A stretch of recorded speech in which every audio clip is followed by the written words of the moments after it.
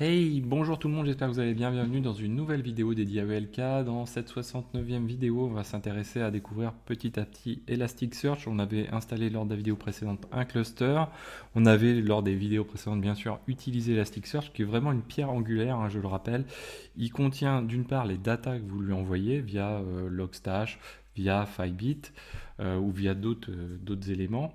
Mais en même temps, il sert également à stocker les configurations que vous retrouvez dans Kibana, etc. Donc toutes les mises en forme que vous faites, c'est vraiment la database qui est utilisée pour stocker ces éléments-là. Donc on stocke tout dans Elasticsearch quand on fait de l'ELK, grosso modo.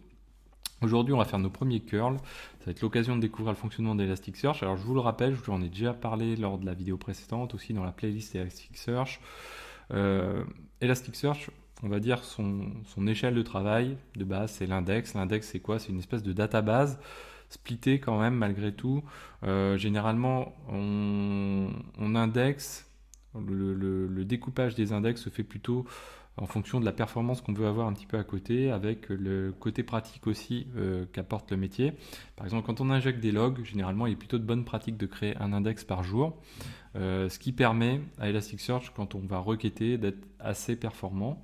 Et derrière, on va utiliser, donc dans Kibana, on a vu les index patterns qui sont finalement la possibilité de taper sur plusieurs index en même temps sans se poser de questions, de se dire tiens, moi je dois requêter tel et tel index parce que je suis entre telle et telle date ou tel et tel les éléments.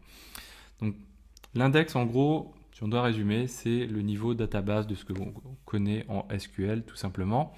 Ensuite, on a un niveau plus fin, c'est le shard. Alors le shard, comme je vous l'ai dit lors de la vidéo précédente, le shard, c'est quoi? C'est le niveau de granularité qui permet la distribution des datas au sein du cluster. Donc en gros, notre index il va être éclaté en morceaux. Ces morceaux, ce sont des shards. Et les shards, c'est les éléments qu'on va mettre à droite, à gauche, quoi, sur chaque nœud du cluster en essayant de les répartir de manière uniforme.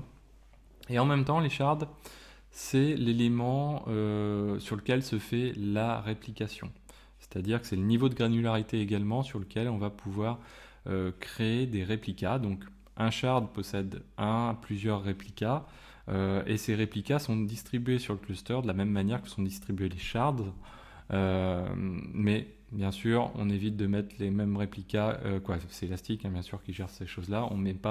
Il ne met pas les réplicas au même endroit que les shards en question, parce que sinon, ça aurait vraiment aucun sens. Derrière, les shards, eux, ça permet quoi, de contenir les documents. Les documents, c'est l'échelle un petit peu la plus fine, l'unité la plus fine, comme les lignes en SQL. Et dedans, ces documents vont contenir des attributs, donc contenir de la data, que sont les champs, comme on retrouve des champs en base de données SQL standard. Alors, pour checker l'état de santé du cluster, nous, on va repartir de notre cluster. Donc, en haut à gauche, j'ai un nœud un petit peu principal de mon cluster. Peu importe, je pourrais requêter n'importe lequel. Ce qu'on va faire, ça pourrait être fait sur n'importe lequel. À droite, ici, j'ai les deux nœuds complémentaires, ES2, ES3. Donc là, j'ai mes trois nœuds. Et puis, nous, pour faire nos tests, pour reboucler avec ce qu'on a déjà vu précédemment, on va utiliser un serveur ici qui va envoyer des datas Nginx vers notre serveur central ici. Donc, première chose à faire, on va donc checker l'état de notre cluster. Donc là, on utilise les verbes HTTP. Donc on va les voir un petit peu au fur et à mesure. Et derrière, je vais passer une requête à mon serveur via son IP, on va dire externe, 20.102 et sur le port de Elasticsearch, donc il répond via l'API. Derrière, nous, on veut des informations sur le cluster. Et qu'est-ce que l'on veut? On veut sa santé. Ok. Alors la petite astuce, c'est que très souvent dans dans beaucoup de requêtes élastiques, si on rajoute point d'interrogation donc pour passer une variable et qu'on lui dit pretty, là il va nous retourner, vous voyez, quelque chose qui est un petit peu plus lisible. Là il nous dit ok, j'ai 3 nœuds, le statut du cluster il est vert, donc ça veut dire qu'il est bon. Donc on a vert, rouge, orange et rouge. suivant l'état du cluster, s'il est capable de répondre ou pas. Orange, c'est par exemple s'il a perdu un des nœuds, mais que c'est pas si problématique que ça. Rouge, c'est qu'il a perdu trop de nœuds et qu'il n'est pas fonctionnel. On verra ça de toute façon plus tard. Qu'est-ce qu'on peut dire d'autre? Donc on va continuer. Donc on va installer notre serveur ici. Alors, je capture juste ça. Donc on va installer notre Nginx et notre Firebit, ça va aller très vite. Donc déjà je télécharge le point deb de mon Firebit. Alors là je suis en 7.6.1, à vous de mettre à jour un petit peu, hop là. À vous de mettre à jour un petit peu tout ça. Donc dpkg-i.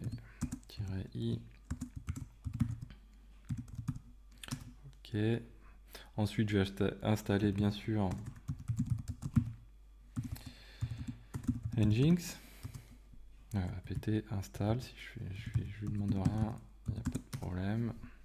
Ok. Ensuite, on va aller configurer notre Firebit. Ok, donc là si je fais un curl 127.0.0.1, ok, j'ai une ligne de log de générer. Donc je vais aller modifier mon Firebit.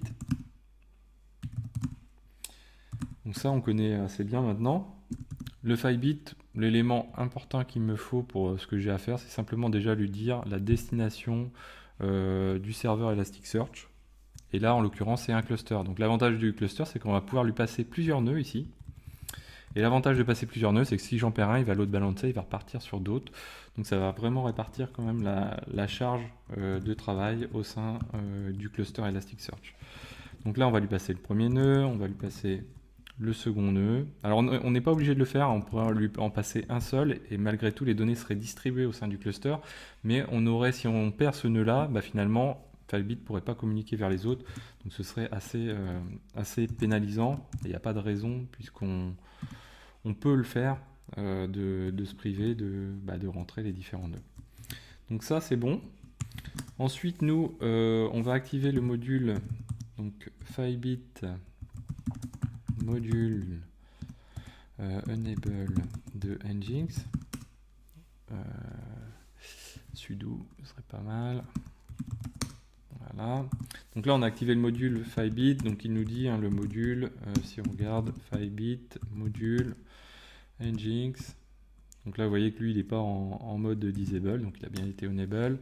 Et là il nous dit en gros qui se base par défaut sur les chemins pour l'access et l'erreur log. Donc c'est activé pour les deux et qui se base par défaut sur les chemins classiques des OS. Sinon, si on a quelque chose de custom à faire, on décommente la ligne varpass et on lui passe le chemin exact. Donc ça c'est bon. Du coup, là systemctl start. Quoi déjà enable Firebit.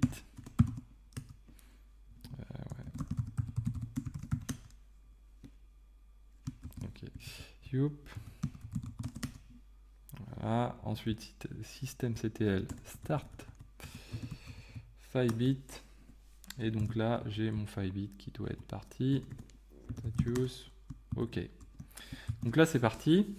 Donc ce que je vais faire, je vais faire une deuxième ligne de log et voilà. Donc là on a fait ce qu'on avait à faire un petit peu en termes de test, d'installation Firebit pour envoyer des logs vers notre cluster. Donc première chose, nous, alors on va reprendre dans l'ordre. Donc déjà dans les verbes, on va dire les 4 principaux verbes qu'on utilisera. Le get, donc c'est les verbes HTTP pour récupérer les datas, le post pour mettre à jour des données existantes et le put pour créer des datas, le delete bien sûr pour supprimer les datas. Nous on va lister les index en question, donc on va revenir ici. Donc en gros l'API Elasticsearch dispose d'une espèce de méthode underscore 4 qui permet de lister des éléments, notamment les index. Et là, qu'est-ce que je retrouve? Alors j'aurais dû vous montrer avant, mais il vient juste de la créer de toute façon. Ici, on a le nombre de le nom de notre index avec quelques éléments qu'on reverra un petit peu plus tard, le nombre de documents, les shards. Donc les shards, on les a normalement, ça doit être la... Non, c'est pas la dernière. Que je vous dise pas de bêtises. Bon, on verra ça plus tard. De toute façon, j'ai un doute. Donc là, on a la liste de nos index. Et une fois qu'on a notre liste d'index, ce qu'on peut faire, c'est parcourir un index. Donc moi, en l'occurrence, 5bit, vous avez vu que le nom est un petit peu compliqué. Donc on peut faire un 5bit étoile. Donc là, vous voyez que la mise en forme n'est pas géniale, bien sûr. Donc là, on peut lui passer un pretty. Hop, et du coup, là, on a notre index qui est remis en forme. Qu'est-ce qui nous fournit comme élément? Alors, vous voyez que c'est extrêmement long. C'est le mapping de l'index, en gros, c'est-à-dire tous les champs. Qu'est-ce qui structure notre index? Qu'est-ce qui le constitue? Donc ça, c'est l'élément essentiel. Ensuite, donc, on peut lister les documents de notre index grâce à, comme ceci, underscore search. Et là, on va lui rajouter aussi le point d'interrogation pretty, ce qui permet de lister les documents d'un index. Donc, je vous rappelle, donc, les documents, c'est un élément constitutif de l'index. C'est là où sont contenues les datas, en gros. Elles sont classées par document. Et donc là, alors, ouais, ils sont un peu longs, c'est dommage. Ici, on a un document, pardon. Donc là, on a le hit, qui est le niveau de réponse d'Elasticsearch. Et ici, on a un premier document qui continue jusqu'ici. Et puis ensuite, on a un deuxième document ici. Et vous voyez que les documents ont des métadonnées et ont des données également. Donc les métadonnées, par exemple, c'est tout ce qui est préfixé avec un underscore ici, vous voyez. Donc on a l'index. On a le type, c'est-à-dire qu'est-ce qui va structurer l'index en question. Donc le type de document, donc nous en l'occurrence c'est document, l'ID du document, le score, alors ça c'est le taux de réponse par rapport à la recherche qu'on a fait. Donc on a fait un search. Elasticsearch se base sur un taux de correspondance, on va dire. Et là, il nous dit le score il est de 1. C'est normal, on a recherché tout ce qu'il y avait dans l'index, donc il ne peut pas trouver mieux que les documents qui sont, peu importe comment ils sont filtrés, ils répondent en totalité. Ensuite, on a la source, et la source, c'est là où sont les datas. Donc on a la partie agent qu'a envoyé 5bit, c'est-à-dire la partie un petit peu classique, et puis on a la partie qui est envoyée par le module Nginx. Vous voyez ici avec les logs découpés comme il faut, etc. En field. Donc tous ces éléments-là sont des fields. Donc ça c'est un premier élément. Qu'est-ce que je devais vous montrer d'autre?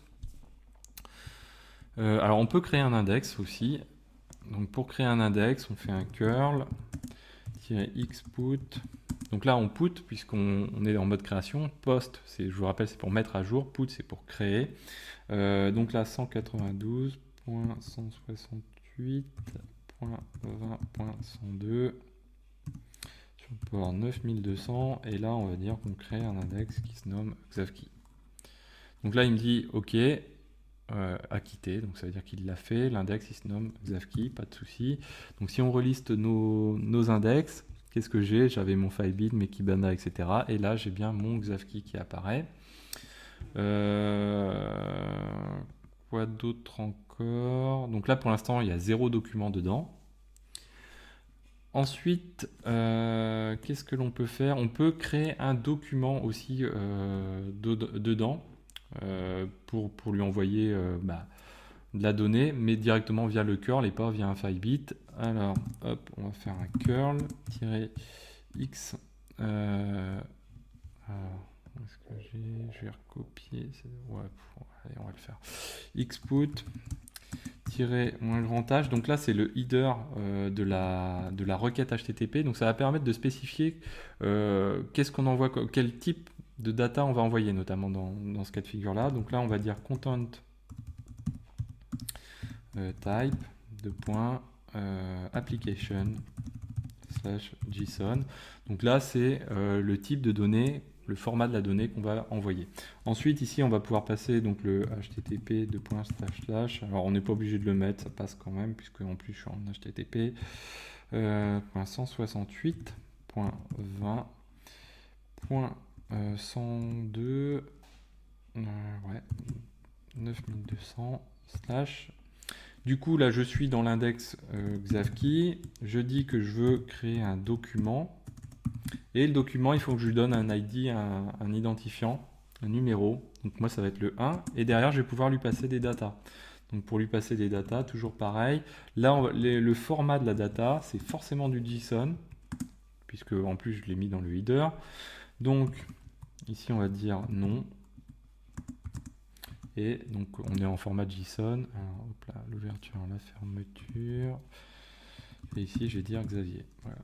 Là, on doit être pas mal. Donc là, vous voyez qu'il me l'a créé parce qu'il me dit successful. OK. Donc derrière, si je veux consulter, toujours pareil. Alors on va le faire. Voilà. Search.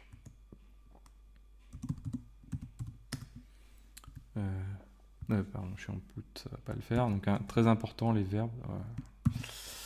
Get, voilà.